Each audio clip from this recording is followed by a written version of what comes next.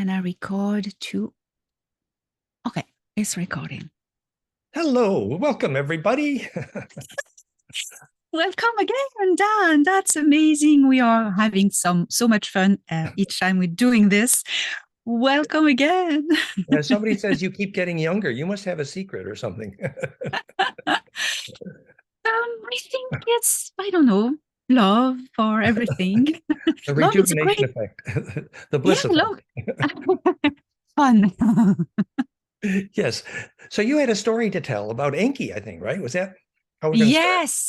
Yes. Yes. Yes. So, sometimes I'm invited to the Nibiru ship physically. So it's always a challenge, physically, because it's just going there. And so I don't go like every day. So sometimes every 1 or 2 weeks I'm invited. And so I have that in my hand, which is a Vajra, called the Vajra on Earth. So I was on his ship and I asked him, respect. I said, this Vajra thing with the tridents every each side that you are represented holding it like this on some artifacts and also Marduk and other beings, and it's all over the planet anyway. And I said, oh, could you please tell me about it? And he said, oh, it's an ancient weapon. We're not using this anymore. So he brought me into an area of the ship where they are keeping old stuff, antiques. And I discovered that the Anunnaki like to keep antiques. They're lovers of history. So these were on a shelf, similar ones to this, which is a replica. People, it's not a real one. Otherwise, I wouldn't be here talking about these things. So it was big like this, metal. And so he took it in his hand and he asked me to step back 6 meters away. So, okay, I did it. So it was closed like the door I have. The fangs were closed. In the middle, so here, instead of this brass thing, there were crystals. Crystal here, crystal there. Looked like quartz, but more not really transparent, milky a bit. In the middle, there was a sphere, metallic black sphere. And the sphere had a mechanism. You could really see the mechanism. And so what he did, he pressed it like this. And he explained to me all of this after. So what he did, when he applied the pressure, the mechanism multiplied exponentially the pressure. And there's a crystal ball inside, and it created piezoelectric effect, but super violent. And when that happened, click, the fangs opened, and 2 rays of plasma, red plasma, went from both sides. And it was like in Star Wars. The swords, double red swords. He was moving it like this. I tell you, Dan, when he did it, I was 6 meters away. I jumped 10 meters more. Yes, it's the perfect story. And it contains so much good physics, I think, really. And wait for it. He said to me afterwards that it works with DNA. So people with the right DNA frequency can use it. Otherwise, it doesn't work. So when how he closed it with the power of his mind. He decided and he closed it. So here it is about. So I wanted to tell this story, and I think you would have great commentaries on that, Dan. Well, Unleashed. Well, I think it's instructive and helpful for many reasons. Obviously, the crystal up the center there probably is reminiscent. In your picture of the Excelsior, I have the slide later, that craft, it's a crystal that runs through the center of that ship, if I remember. It looks clear on top. And we talk about how that crystal is the center of the warp drive as well. And yeah. I think what we'd like to get to, what I'm always focused on, is what is the scientific principle behind, of course, because that's empowering for sure. And so when that mechanical device clicks the side of the crystal, the piezo effect means that a stricture, a compression effect, induces a voltage which is perpendicular to that. So the stricture is the longer wave and the voltage is the shorter wave. But the reason then you have a bolt of plasma out both ends is even richer. That's the heart of the matter here, because there's something called a phase conjugate pump wave, which is the resonance of a caduceus, the symbol of Thoth, actually.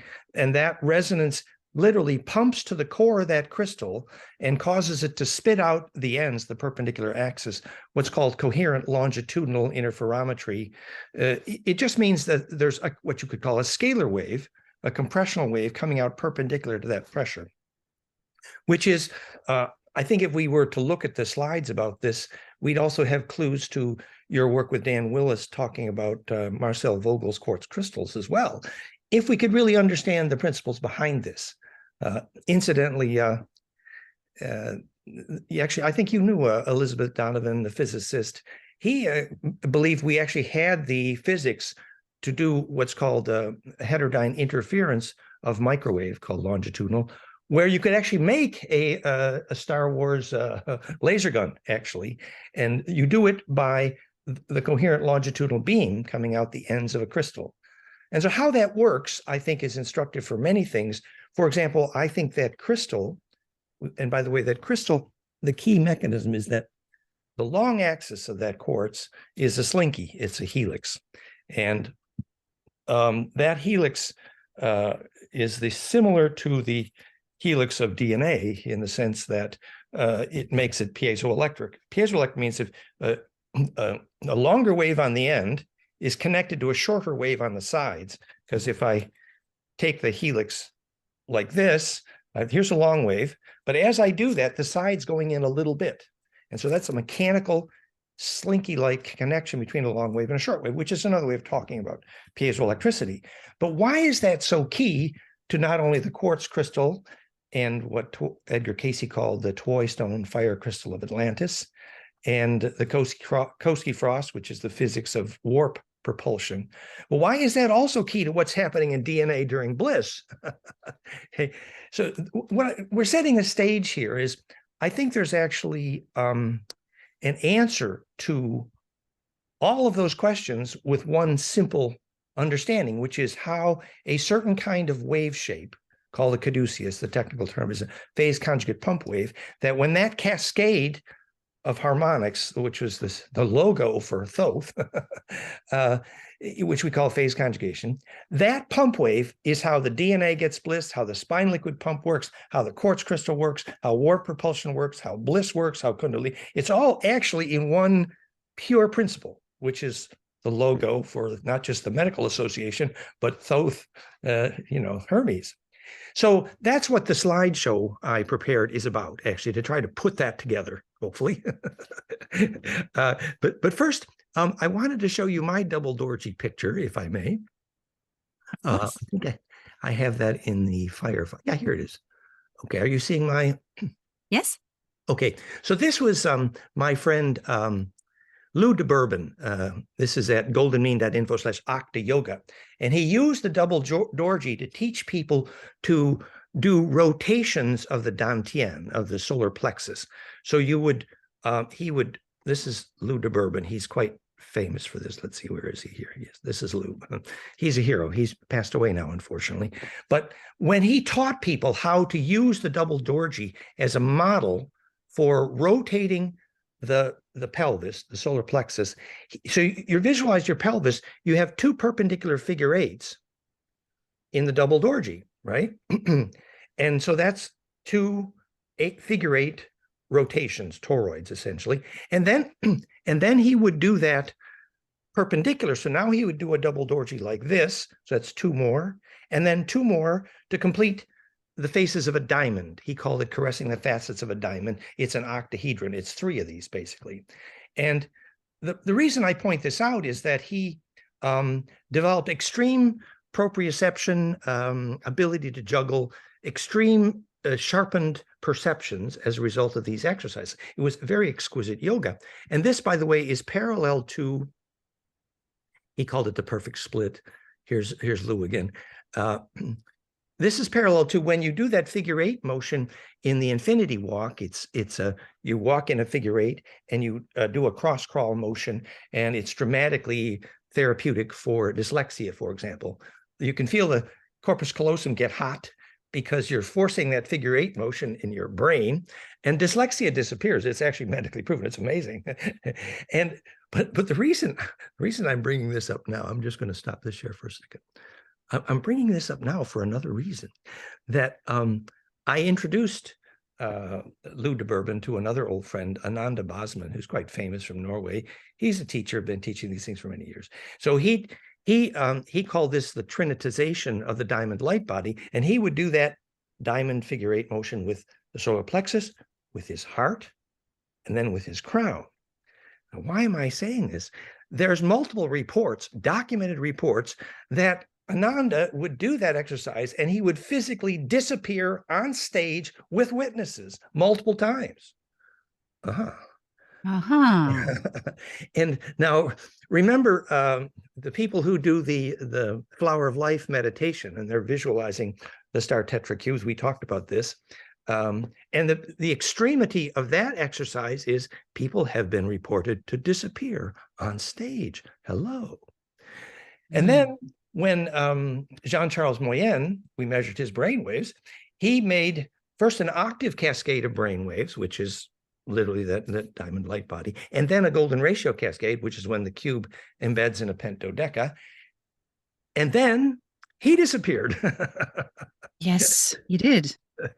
So, obviously, are we going to call this a miracle, or could this be physics? That's a very simple question.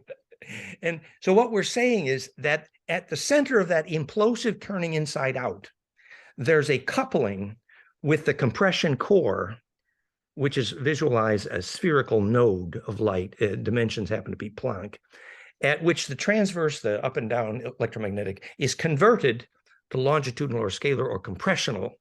And those organized compressional waves, the longitudinal array, and it is an array, it's literally a big nest. Yeah.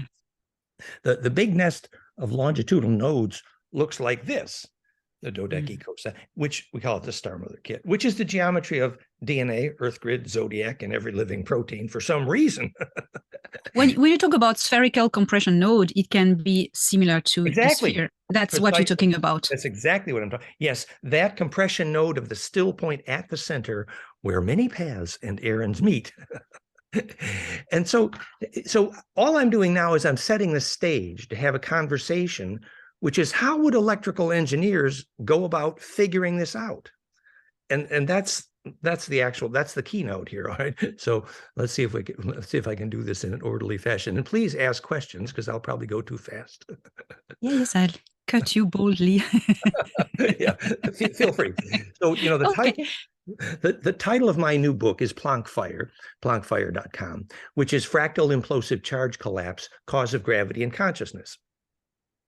And the PlanckPhire is a name for the Planck length, which is the musical key signature of every wave in physics. And you simply then repeatedly multiply that by golden ratio. That's it. That's called PlanckPhire, which is the solution to charge collapse. And it looks like this. Oh my God, that's the same thing. Yes, you could call it the Merkaba. Basically, you have a cube and a pentodeca. And that is the solution to charge collapse. Now, remember, conventional physics is clear. Charge collapse is the solution to the unified field, the solution to gravity, and it is well agreed to be the solution to consciousness. So if you knew the cause of charge collapse, you'd have an answer to all of physics questions and all of our questions. Anyway. So what we're saying is that that's a Caduceus-shaped waveform of implosion, technically called a phase conjugate pump wave. Visualize the Caduceus, which is how, for example, you make gravity with a crystal.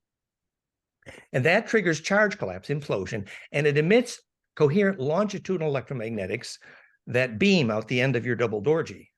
That's a longitudinal beam, and that's a compressional or a scalar wave. And that is also what gravity waves are made of. Tom Bearden wrote the equations, that compressional longitudinal.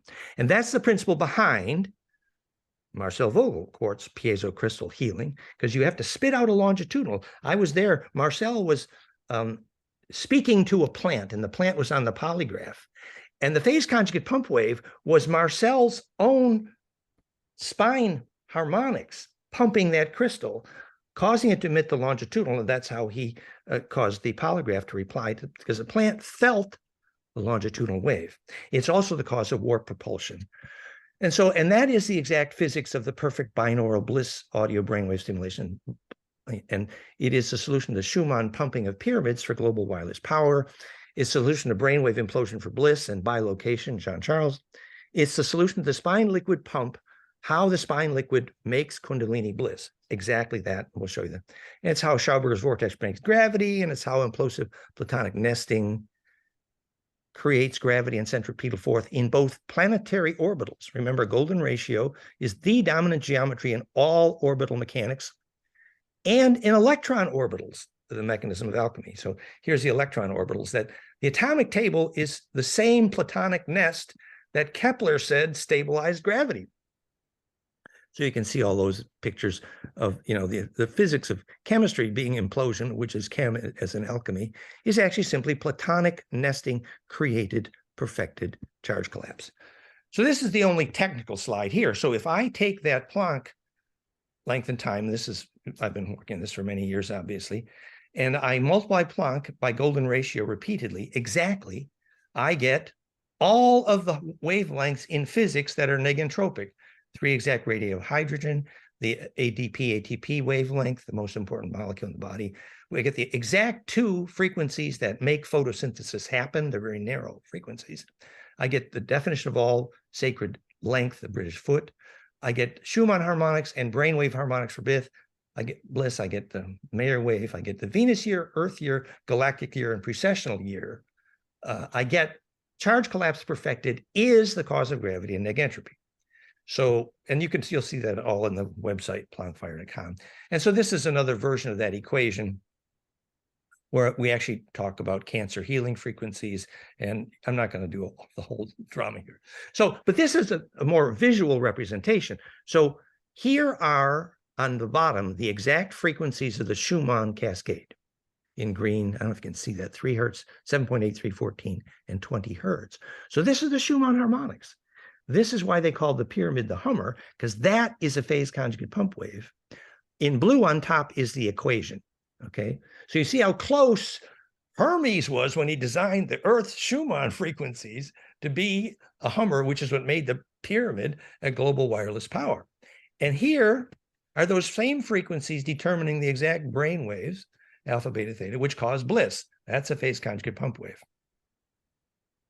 And here are the exact frequencies documented for the spine liquid pump, the motor of Kundalini. Our website is goldenmean.info/Kundalini. So here in green are what's called the tidal, the frequencies of the spine liquid pump. And in red is the equation. You see, the phase conjugate pump wave was what makes your spine liquid go and causes Kundalini. So this is then later, when I built Therify.net, it's a plasma system doing rejuvenation in 25 countries, and probably the closest thing to a functioning med bed on the planet doing rejuvenation. So these are those same frequencies driving the plasma, which is how Antoine Prairie healed thousands of cancers. And if we measure the frequencies in Schauberger's vortex making voltage from gravity and making gravity, this is a piezoelectric doped vortex. And see that at the narrow point, there's implosion. And so that is a lower electrical pressure called voltage. At the widest point, there's more compression and there's higher voltage. So that voltage difference appears there because it is making voltage from gravity. And also because the drain hole down through the center has the right vortex angle, there's a way out for that imploding charge at center through Planck. And that way out is called longitudinal. And that's the reason it makes gravity, because directional longitudinal EMF is gravity. And this is then the key to the Mercury vortex, Hanabu, Nazi bell. And we have slides about that, etc. So this is just more on, this is the Schumann harmonics. This is my equation. This is the brainwave frequencies. This is the sacrocranial frequencies. This is the breath frequencies. This is the same pump wave, basically. So this is from Charlie Zeiss, but you see the reason that 76-degree angle was the top of the Russian pyramids and the base of the Egyptian pyramids was because it made the charge domain spheres nest by golden ratio, enabling implosion. And that's the reason that the longitudinal implosive wave of compression emerged from the center. So that's a key to what pyramids were for. They were called the Hummer. The reason they were humming was because the Schumann phase conjugate pump wave was piezoelectric pumping. And the other name for pyramids, and I think this comes directly from Hermes Thoth, is a gravity diode. It would stabilize atmosphere. It would cause germination. It would trigger plant growth measurably, and we do that with theraphyte.net. It would cause time reversal, negentropy. So it's a rejuvenation effect. You know, millions of people visit Sam's Bosnian pyramid because they get younger. Time reversal is just a name for negentropy. And this is how global wireless power, this was a functional global wireless power system into that longitudinal array. Tesla had the frequencies wrong and the nodal locations wrong, but he did have the idea of longitudinal. And this is also plasma projection, why the pyramid tubes were pointed to Sirius and Orion, because it literally was a plasma squirt gun. And that's how your soul travels, basically. And it can serve as a plug-in for gravity propulsion, ET starcraft. So this is why the pyramids were at the tetrahedral longitude, because in order to modulate the spin rate of the planet to phase lock embed with zodiacal spin, this would stabilize atmosphere and gravity on planets. This was called planet taming. So this is Hermes at work again, saying, oh, you know, after we call it the Lesser Dryad, it was actually the Galactic War, as you described about 12,000 years ago, that, you know, half the planets in the solar system were destabilizing. So how do you fix it? This is Gravity Maintenance 101, and the book is called 2/3. The article's there at goldmean.info/Babylon. So there I am spinning a gyroscope. And if I pump that gyroscope spin and precess it, I can cause it to speed up. And that phase relationship between the longer wave and the shorter wave, called a phase conjugate pump wave, is how you embed local planetary spins in zodiacal spins constructively, thus stabilizing the centripetal force of gravity and atmosphere.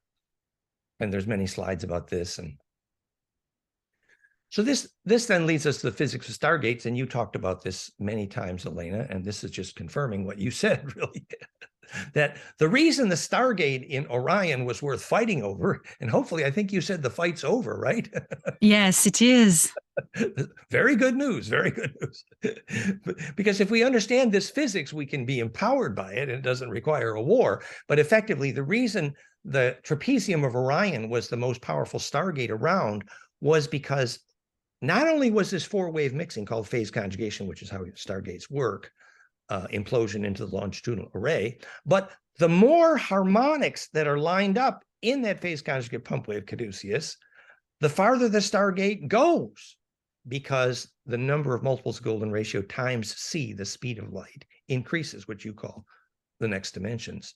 And this has actually been measured, Professor Raymond Chow. The dominant measurement faster than light is golden ratio times c, the speed of light, which is the smoking gun proving this theory of gravity and longitudinal physics.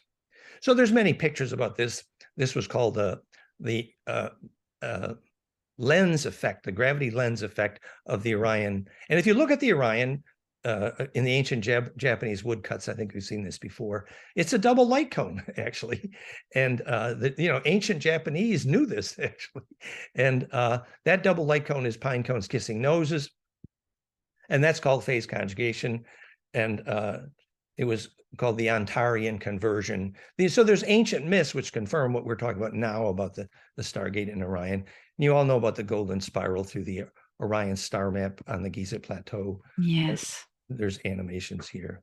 But some people didn't realize that the actual geometry of the cone between Pleiades, Orion, and Sirius approximates the 60-degree light cone of perfect implosion, which is a gravity lens. That's why stargates work. And the Hopi had a name for this, the Pesh May 10. I think we talked about this when we talked about the 9. The Pesh May 10 in Hopi means the way of the 9. Interesting, which is the plasma science of how intelligent bodies, et cetera, et cetera.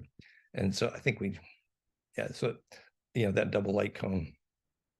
So that's the implosion cone of an infinite nest of stellate dodeca, which is literally how stargates work. And so then there was all this stuff from Larry Hunter about how, galactic star navigators had to use this gravity lensing for navigation. And, we don't go into all of that, but this is something about the star map of Alpha Draconis, which was the original pole star. And so the two primary star maps on Earth are Draco and Orion for that reason, basically.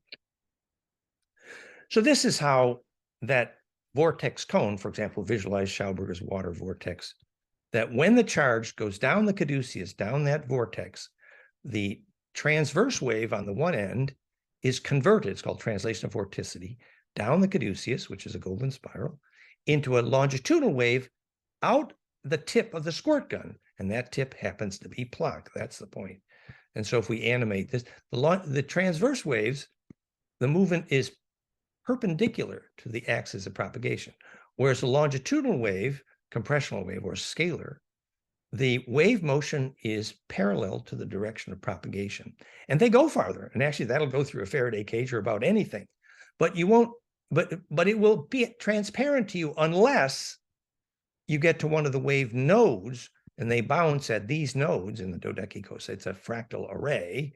That's why stargates, when the ETs put up a stargate, they always use a natural compression point because that's where you couple with that array. For example, Korotkov measured places where telepathy is possible.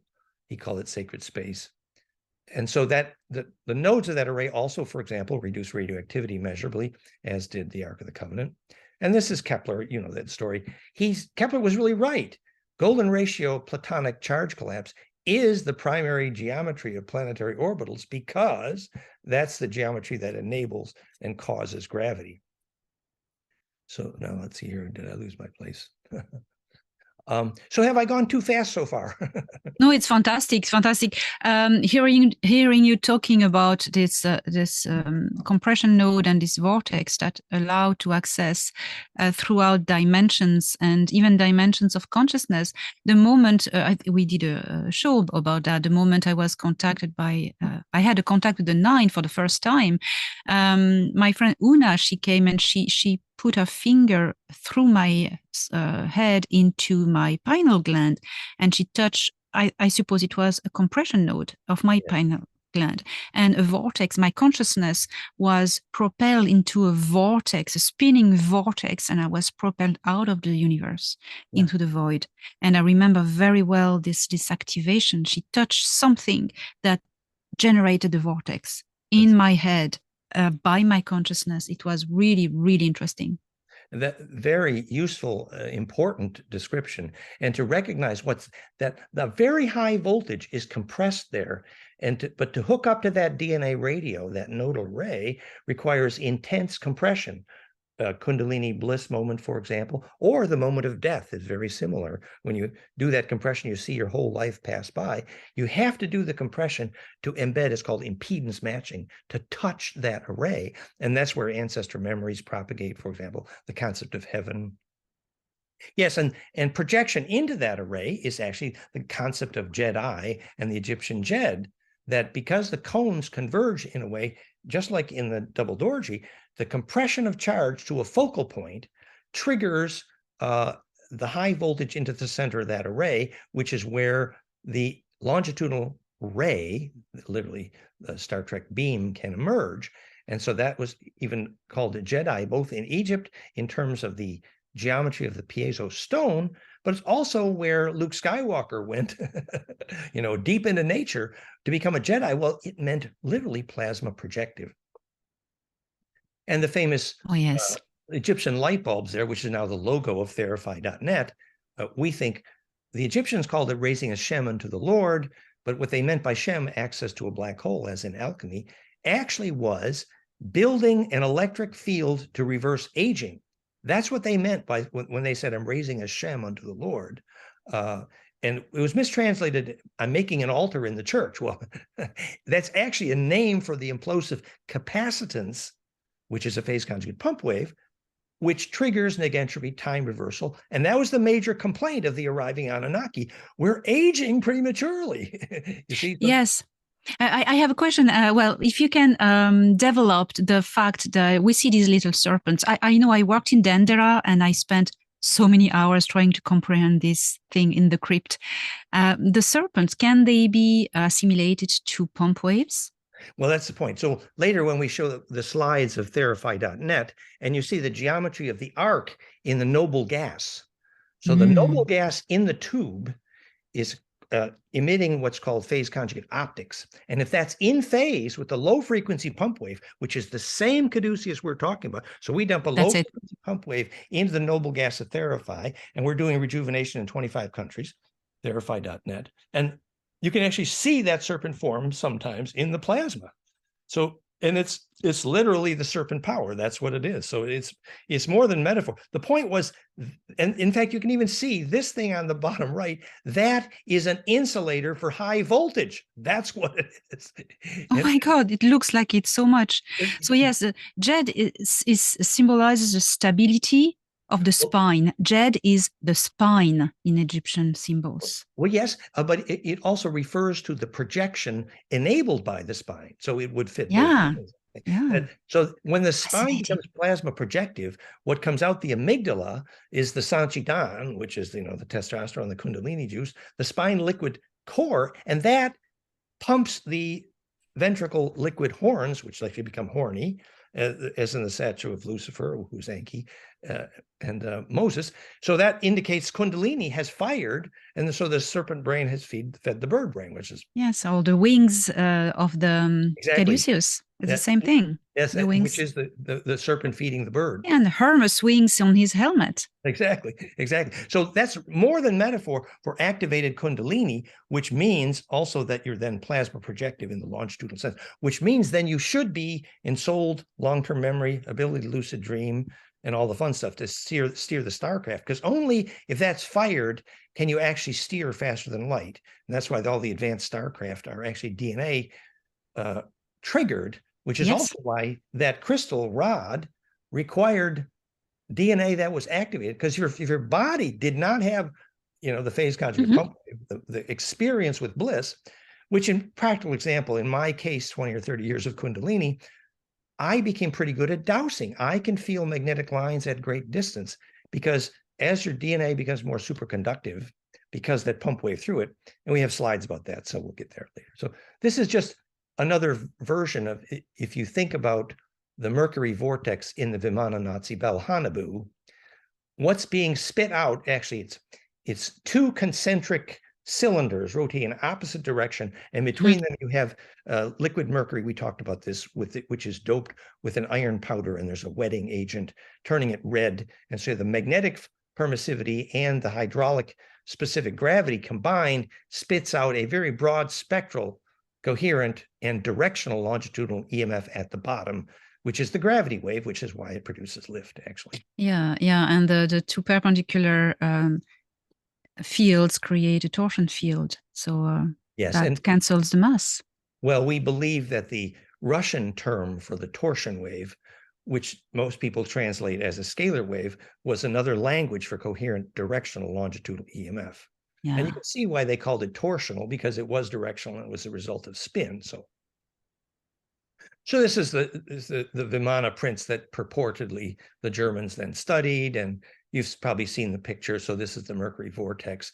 But the point is, and Schauberger called it repulsine, interestingly, which was another version of that vortex. But Schauberger was using mostly water, which was piezo doped.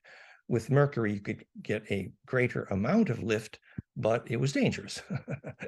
And Tony Rodriguez and I are talking about what he saw when he lifted the cover on one of the Dark Fleet's engines. There's going to be more conversation about that. Sure he did. Tony's amazing. Yes, I love him. So we're going to get together. We're going to invite you too. We're going to have some fun on it. So yes. We did a bunch of equations on this. We basically, if you put a coil around a torus and you get the ratio of turns correct, you can produce lift in this equation. And we actually have equations, fractalfield.com/propulsion. But a simpler way to visualize that, here you got the EM drive. I don't know if you can see it in the background. It's kind of copper colored bronze. So that's the Yes. electromagnetic drive, the famous drive that makes gravity. They don't seem to know why, but it does. But notice that it's effectively a trapezoid. Inside that trapezoid, you have a cascade of microwave. Now, if you were to retune the geometry of that cascade of microwave, you know what that would be? Perfect Caduceus phase conjugate pump wave, imploding at the foci, spitting out longitudinal, explaining exactly how the EM drive works and makes gravity, also explaining that if they use my equation to tune it, Dolan ratio times Planck, you could optimize. So this is the story about the relationship of the three perpendicular spins, the solar equator, the galactic equator, nutating and precessing that. And this phase relationship is what causes at the certain perpendicular moments here, the key moments of when increased compressional density triggers the solar system to effectively have a bliss experience. It has to do with the concept of rapture. And this is the actual film. You can see that if I cause the nutation and precession to get in phase with the spin rate, that gyroscope will speed up dramatically. And it's that phase relationship of the long wave, the short wave, that creates a Caduceus cascade between planetary and zodiacal spins, creating and stabilizing gravity. So I think we looked at this picture once. This is from is this the Excelsior? Is Elena, oops, oh, I think. Sorry, I was muted. Yes, it's a representation of the Excelsior. It's not exactly like this, but it's the closest representation I could find. Yeah, but they did have a crystal at the core, I assume. Yes. Yeah, I believe. So this is what we're suggesting, just to get some kind of a sense of how this might work. So that crystal, the next slides here are what's called Koski frost, which is the similar kind of crystal with a phase conjugate pump wave, making amazing gravity. So this crystal at the core, around it, you have what we would assume would be a super dielectric, probably like a fullerene carbon nano. And this is delivering a very high phase conjugate pump wave to that crystal. And in the case of Koski frost, the measurements were 800 times its own weight in gravity, literally the warp drive.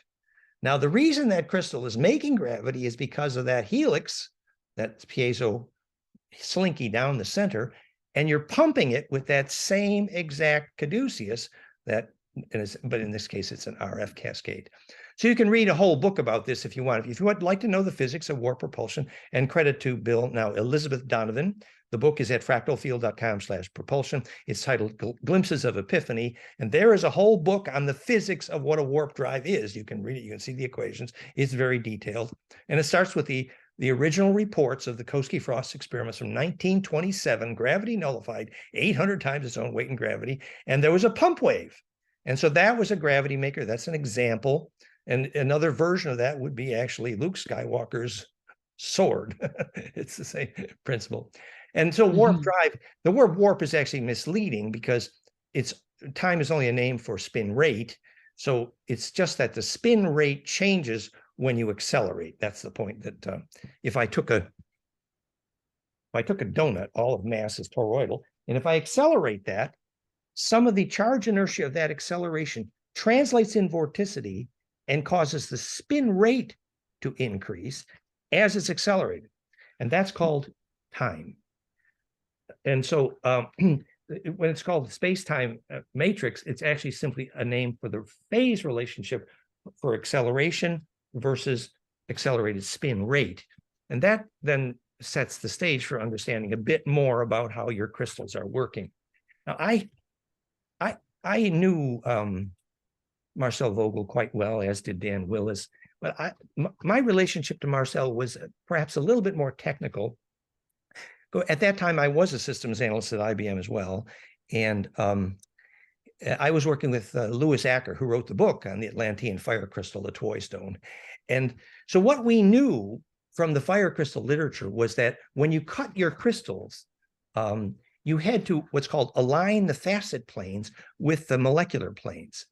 And you had to do that quite accurately if you wanted a warp drive, for example.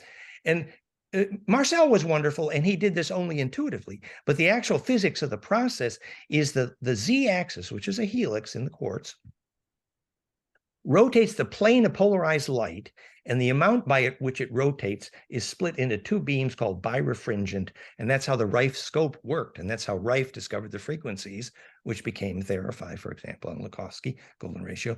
So that two vertical axis of rotating polarized light, birefringents, Raymond Royal Rife would split one beam out and bounce it through a virus, and then bounce it back in to the quartz beam, and then rotate the plane of polarity of that light back into itself, the reference versus the interferent beam. And the shadow meant that Rife could disobey the law of physics that you can't see anything smaller than the wavelength with which you look. He disobeyed the law. And so, and this is an introduction to how fascinating quartz is. The point is that if in that helix you're using a phase conjugate pump wave, actually, this quartz was used, but the more efficient, both piezo and dielectric, is lithium niobate. And remember Scotty in Star Trek saying, "We got to blow the dilithium crystals, Scotty." Well, yes, I remember. It is lithium niobate, actually, and that's a helix. And this is what's behind the carbon nano study. Keshe's car is floating because his ping pong balls coated with carbon nano. I have a comment regarding lithium niobate. The lithium niobate crystals are red, really like blood red. And I have seen in my memories of Atlantis and I've been showed as well these devices. There's a central quartz crystal, and all around it there are red crystals that are there to activate something, and they're pointing all at the central quartz crystal. And in a ship propulsion system, sometimes I've been shown that it's either plasma in the central core or these red crystals that are able to store an amazing amount of energy. So that would be the famous mysterious red crystals. They would be like beautiful. lithium. Yes, yeah. And what they're saying here is that lithium niobate has 10 times the piezoelectric efficiency. So effectively, the efficiency by which the mechanical pressure, the stricture it's called, is converted to voltage is 10 times higher. So you would be exactly right that lithium niobate red could store a lot more energy than the quartz. And if they would have to be focused at that common center. That would make total sense, because that's where the longitudinal node would couple effectively. That's where you'd spit out the longitudinal. Now, there need to be some asymmetry in one axis to make that longitudinal directional and gravity propulsion. So this is the background for the carbon nano work, and we have a group doing that basically, if you rotate a conjugator, on the bottom here you see a Buckminster fullerene. If you rotate those, you make both energy and gravity. It's called rotating conjugators, which actually is what that quartz crystal was doing. And this is behind what conventional physics describes as a wormhole. Conventional physics says we used entanglement to produce an Einstein-Rosen bridge. This is, literally conventional physics talking about stargates as close as they've got for language. But actually, when they call it entanglement is embedding perfected, which is precisely the problem phase conjugation solves. And what they call an Einstein-Rosen bridge is actually the nature of the longitudinal array, which is exactly what stumped Einstein. That's why he called all action at a distance spooky, because he didn't understand that a longitudinal array, where those longitudinal waves cross at a distance and they bounce in and out of compression, they resynthesize the heat-containing transverse component, which is how you can store heat at a distance, literally action at a distance in the longitudinal array, which is the physics, for example, of how heated a thermistor with his mind through a Faraday cage. This was a golden ratio brainwave. So the action at a distance is basically the longitudinal array, and conventional physics is close when they talk about it.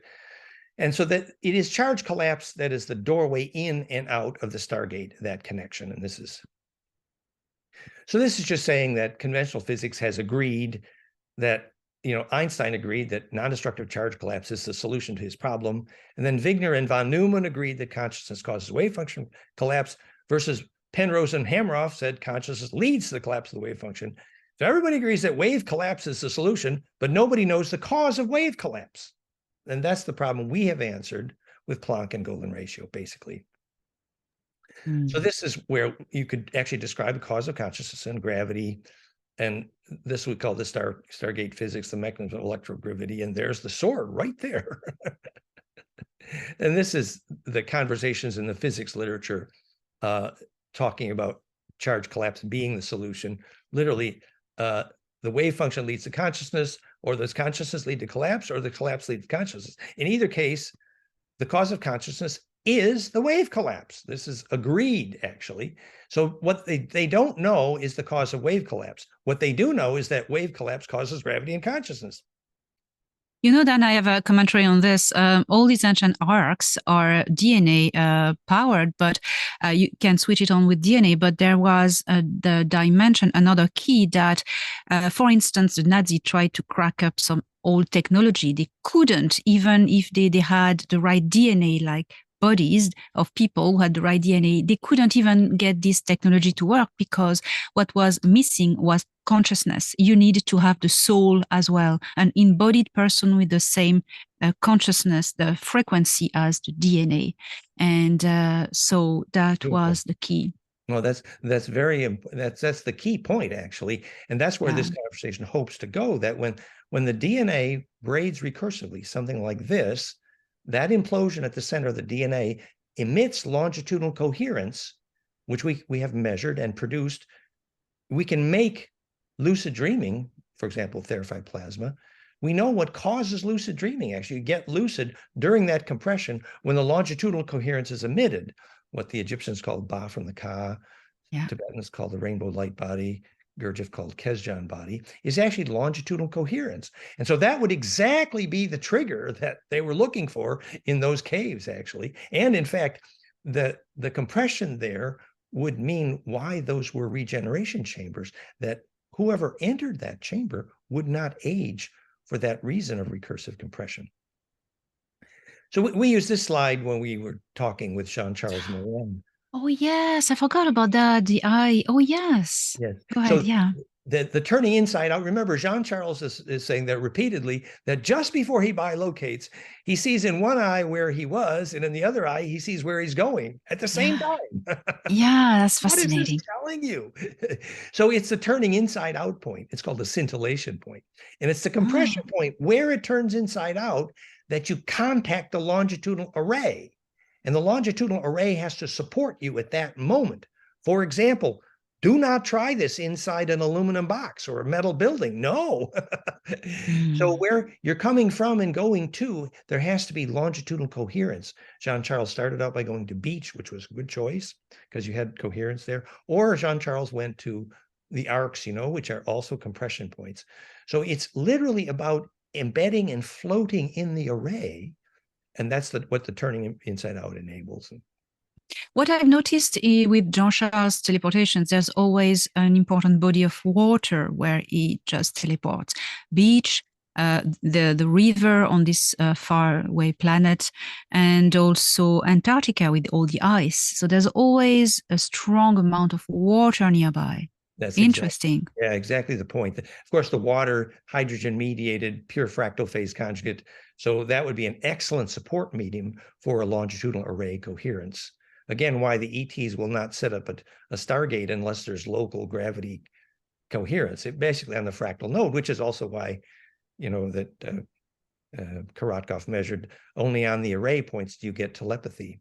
So this is Jean-Charles' octave and golden ratio coherence. Jean-Charles was a hero because he was willing to do the work to set up the measurement that we sent him instructions, and he followed the instructions. He was wonderful. And then when he went into that bliss moment, he had the same kind of coherence we get with kids who are learning to see without their eyes. This is flameinmind.com. So they had octave and golden ratio cascade. So cascade starts in green, alpha here, and then the octave harmonics are pink, and the golden ratio harmonics are blue. So Jean-Charles and the kids had the same kind of cascade, octave and golden ratio, which means basically star mother kit, tetracube, octa, pentodeca, golden ratio. And you need both to stabilize the nest of charge collapse. The point was that the kids who learn to see without their eyes And by the way, often they begin to see ancestors at the same time, because that is the physics of clairvoyance, longitudinal coherence. But John Charles' amplitude of his brainwaves were off the charts. Just, Patrick had to turn down the gain. That's the point. So we know how he turned inside out and why and how it happened. This is my effort with the flame in mind. I can make 5 harmonics in golden ratio. Oh, here, I guess. And, I have intense bliss experience, but I did not climb to the gamma level, the 44 hertz Tibetan gamma. And so I got, clairaudience, but I didn't get clairvoyance very much. This picture, just in passing, is when Bill Tiller first measured focused human attention replicably causes charge collapse. This is the measurements. We know human attention is electrically centripetal, and now we've newly answered the question of how. There's lots of literature about golden ratio and brain waves and charge collapse, and you've all seen that. And this is I don't know. Oh, I don't have the animation working there. It's okay. So this is where our work in heart coherence, that implosion in the EKG causes the same effect. So I'm going to move along here. This is more on the physics of stargates, that the actual Ophanim-Enochian, which is plasma index symmetry alphabet of a hypercube. In the original film Stargate, all at golden mean to info/Ophanim. And we talked about this, you and I, in our previous conversation. So if you understood charge collapse, and this is hydrogen symmetry, we're not going to do all these slides, but I wanted to get to the part about DNA and Andrea Puharich here.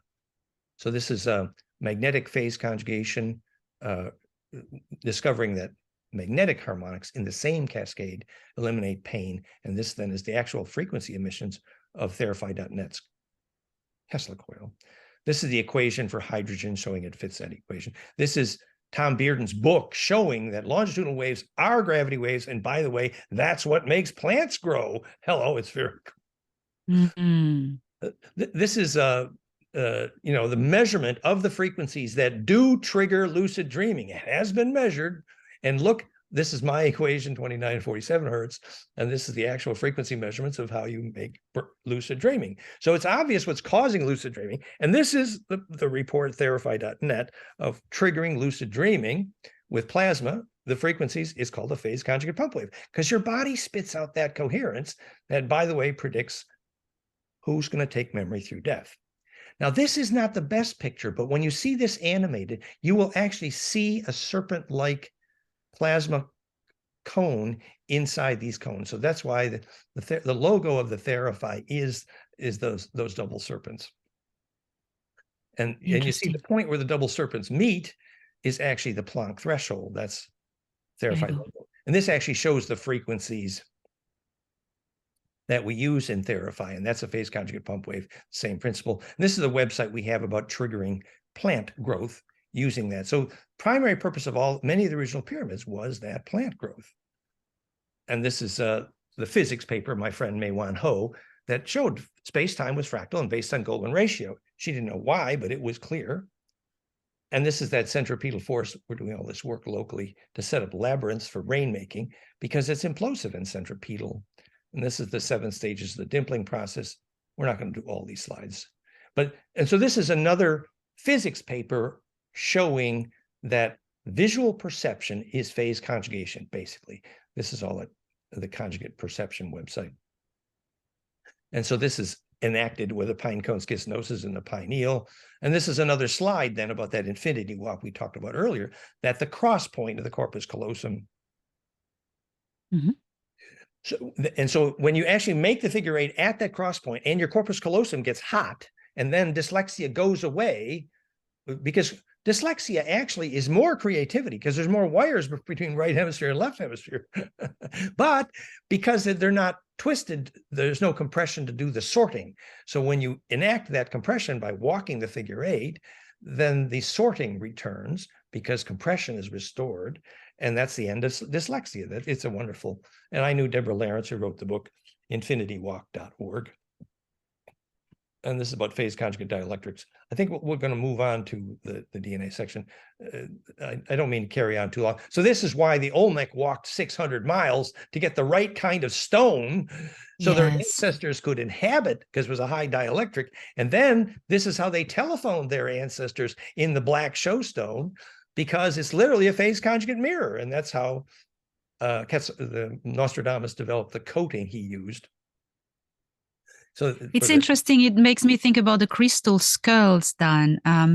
How the crystal skulls, the quartz crystal skulls, are able to embed consciousness, human consciousness, because not only it's quartz, but it has the shape of a skull, so it can transfer human soul through it. Well, that's interesting. I knew, I think it was Joshua Shapiro who dedicated half of his life to the crystal skulls. And we had some very fascinating conversations about that.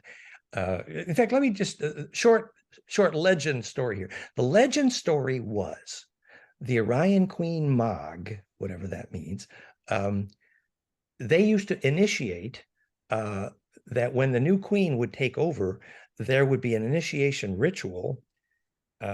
Incidentally, Johann Fritz claims to have met the Orion Queen Mog, head Draco. But that the initiation ritual was a bliss moment in which hundreds, if not thousands of generations of tribal memory would inhabit the skull of the new queen.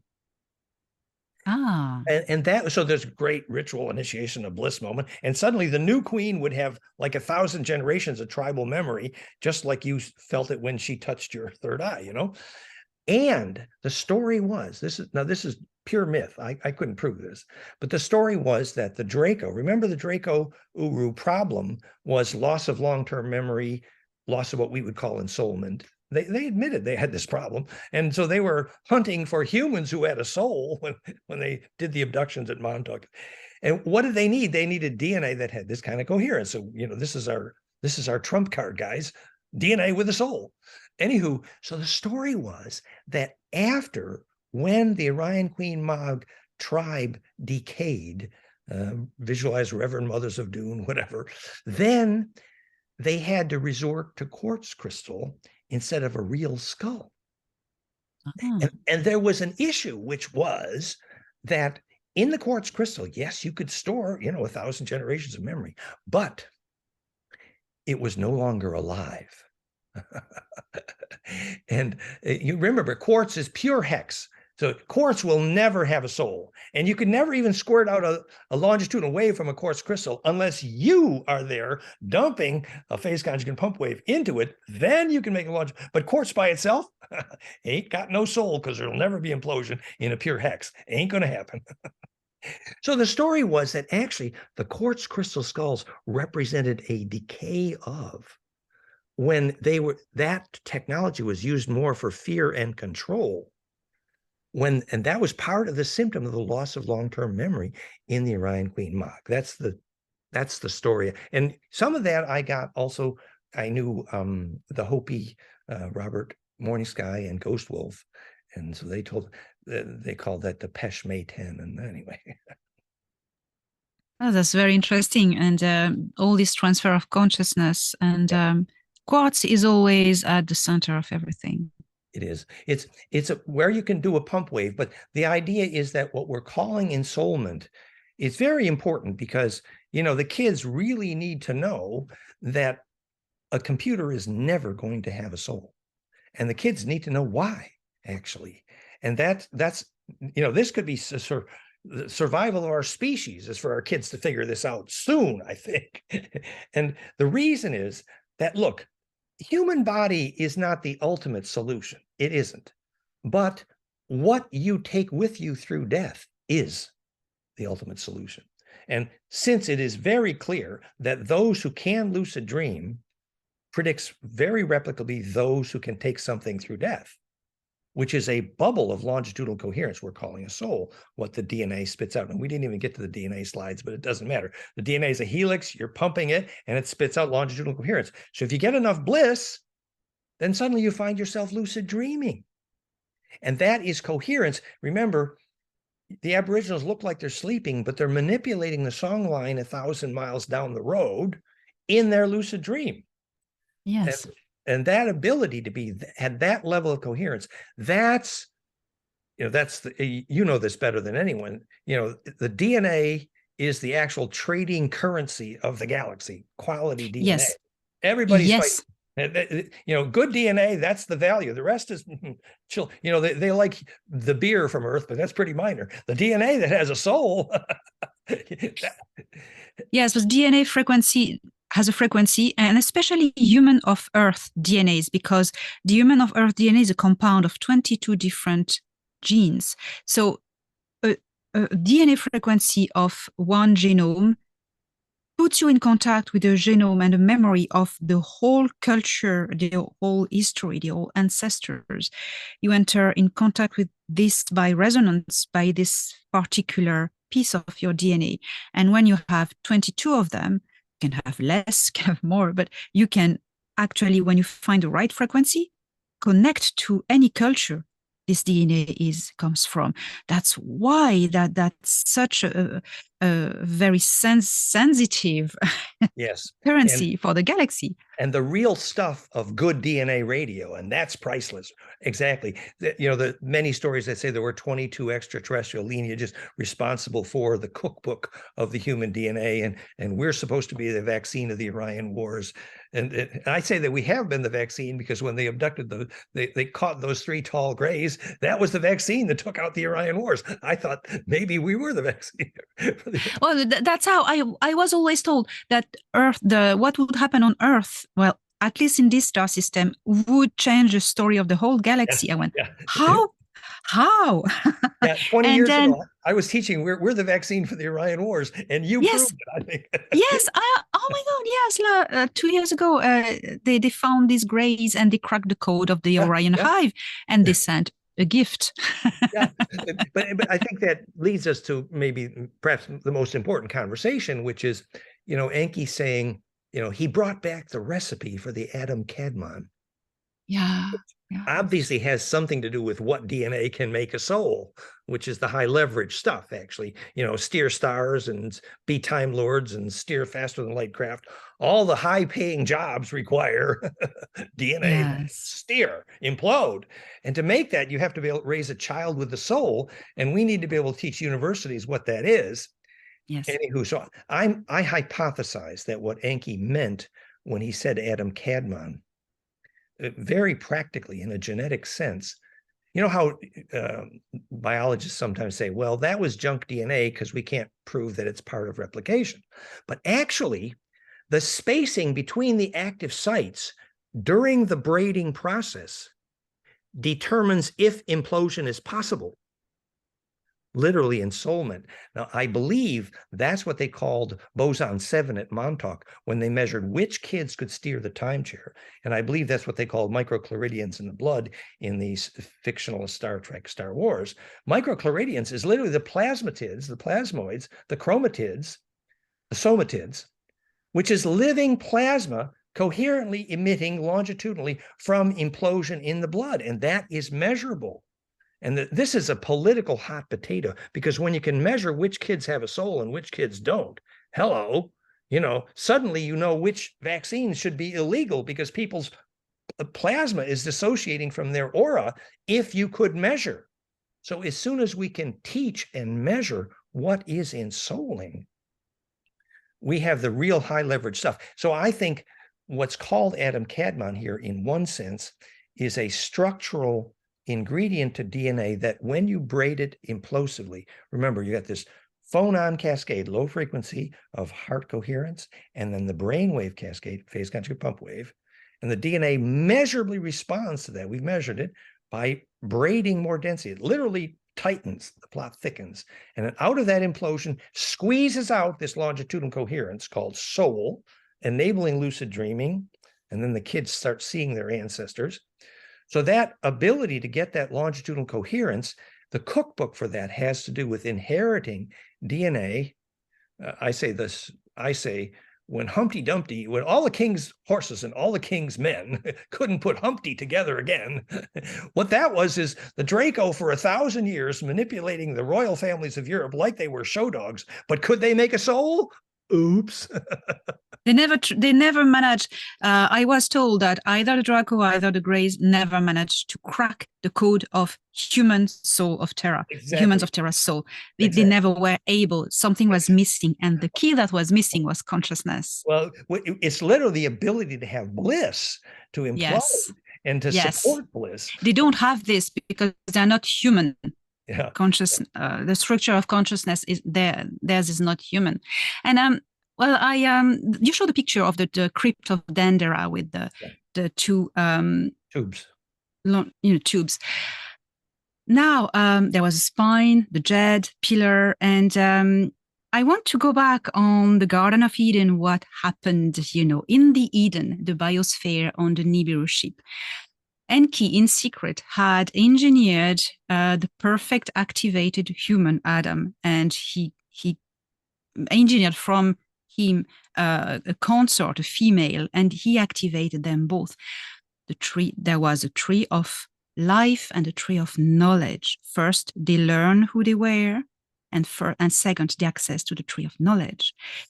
He activated, and that's the serpent going around the tree, the spine, and he activated their Kundalini. So activating their Kundalini, it activated all the potential of their DNA. So how do you explain the link that once the Kundalini is activated, it also activates the DNA? Exactly. Yes. Well, yeah, I was born just east of Eden, actually, and I learned Kundalini from there. And when I was in Eden, New York, actually, the first years of Kundalini, I would cry for weeks at a time, actually, and I didn't know whether I was weeping for joy or for pain, but I was weeping a lot, and I realized that basically every unshareable emotion needed to be processed. It's just like, when Danaan Brinkley had his lightning near-death experience, and then everyone he touched, he could sense every key emotion of their life because his DNA had become a superconductor, and that's measurable. You zap a little lightning down a gold monofilament thread or a DNA thread at the moment of crystallization, and you get a superconductor. This has been measured.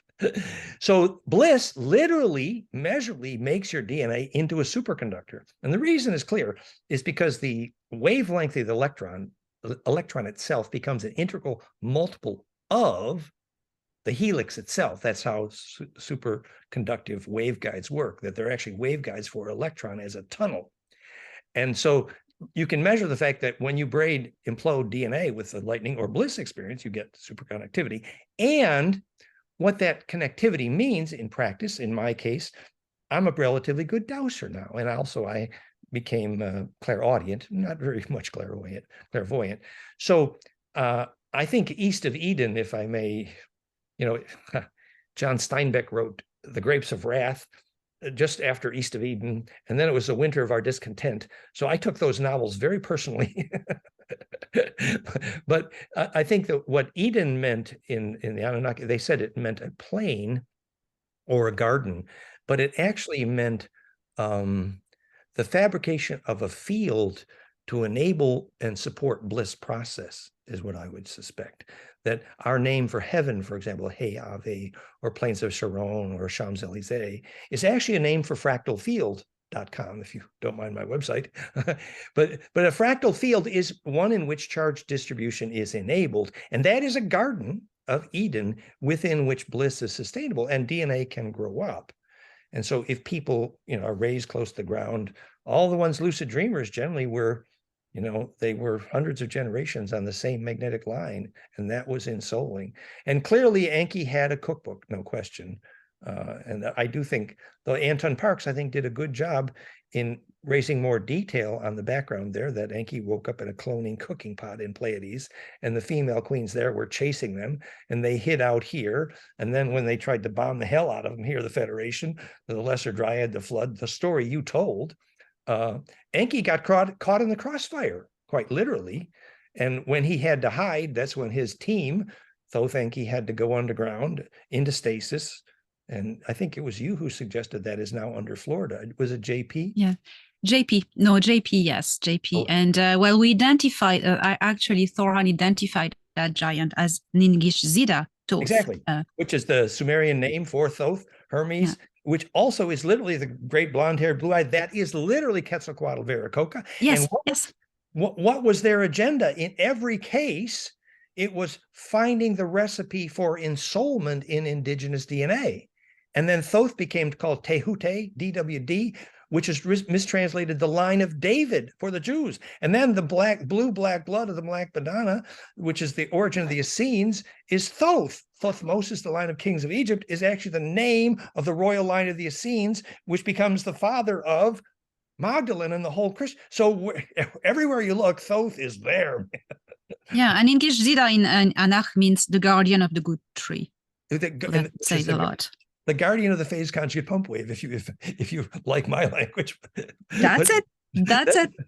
But that's why I think it's kind of hilarious that Graham Hancock, I love the guy, but he goes back to every culture he can find, and he said there was this dramatic moment after the Great Flood when somebody came and saved us, and we don't know who it was. And in every case, he says it's Oannes, it's Hermes, it's Quetzalcoatl, it's Viracocha. All of the names. It's the same guy. The same guy. It's the same guy. And the hilarious thing about Graham Hancock is he says, well, I'm not saying this has anything to do with ET. No. He protects himself, I suppose. Yeah. He's closed the door to the ET history, and therefore all of his great mysteries end at the same door that he left closed. He's a great guy. I love him. I knew him when I helped found Gaia TV, and I think he's doing great work, but I like to tease him. Well, teasing, it triggers response and thinking, and that's evolution. Yeah, it's a good thing. Yeah. Well, Dan, I think we've covered a lot with this little key that opened a lot. Yes, the perfect figure eight. Exactly. Implosion, basically, access to that still point. That's the point. And when you get leverage on that still point, you can steer lightning and tornadoes. And that was the trident, the symbol of Enki, which is the same as Zoroaster, which is Neptune. So he was able to, in fact, he was known as the guy that steered the lightning. Yeah. So totally. And the trident was his symbol, and he's been translated as Poseidon with the Greeks, Neptune, but that was him. Him. And why the water? Why he was coming from the water? He lived in Atlantis for a long time, but the water, it's a way deeper symbol, as we've spoken about. He used Abydos, and his blood was probably green, chlorophyll based, and one atom different. The magnesium became iron, and then he called us Takadama, which means Adam the red man, and he'd never seen blood based on iron, and he knew iron would enable us to steer more lightning in the blood. And so his recipe started there. Oh, he's a fascinating guy. Yeah. And the other thing, like you then. the other thing, just briefly, that, I had a swoon experience in the gold sarcophagus of Tutankhamun in Cairo. And I had memories that they were using Tutankhamun, his blood, actually, his bliss capability, to control the rain. And because after, several hundred generations of pharaohs who knew they would lose their job if they couldn't make the Nile flood on time. That was the primary function of being a pharaoh. If the Nile didn't flood on time, you weren't fair. You got fired off the head. So, 100 generations of that willed mutation of the species, and Tutankhamun was a rainmaker. But Tutankhamun was of the genealogy of Enki anyway, so it was the same blood of Thoth. Yeah, exactly. Yeah. And in fact, that's what Secret Places the Lion said, that for like several hundred years, that bloodline was planned as a specific cross between the Syrian, actually, which is on Enki's mother's side, I think. Yes. So the Secret Places of the Lion book on the lineage of Tutankhamun being from Thoth fits your story actually perfectly. And so then, what is Thoth's bloodline doing? Setting up the conditions for when Akhenaten had to change his name to Moses, and he became the righteous priest. And this was the beginning of the Essenes, the royal line, and he was a gold powder cook. This is the Thoth transitioning between the Egyptian and the Hebrew story, because the Egyptian experiment failed at that point, actually. And it was illegal even to pronounce the name Akhenaten after that. So Yeah. they called him Moses, which means son of the Pharaoh. Yeah. Moses is an incomplete name. Mes as it means born of, and it means, it's lacking a word. Yeah, it's son of or born of. Implied is son of the royal blood, actually. And this was the righteous priest story, which is why the royalty, the combination of the royal lines of the Essenes, the Moses, the Akhenaten Tutankhamun story becomes the Moses Aaron story.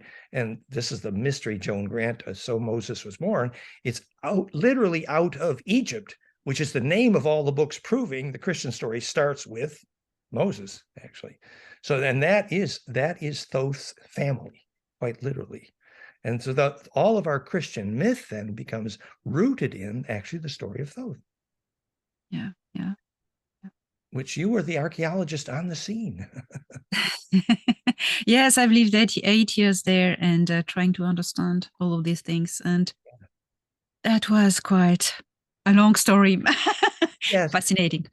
Yeah. Yeah. And I think if we understood more about, the pyramids were designed to rejuvenate for global wireless power. They were designed to germinate seeds, a whole bunch of very practical. They were designed to stabilize the planet on its new axial tilt, very specific geobiological functions, all having to do with implosion.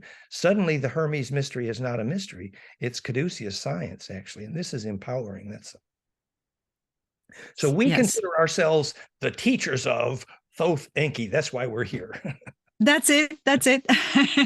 And your book is an amazing contribution, Elena. I'm really grateful that you're there. Thank you, Dan. Thank you very much. So you've written yourself a new book, or you're still in the process? Yes, it's done.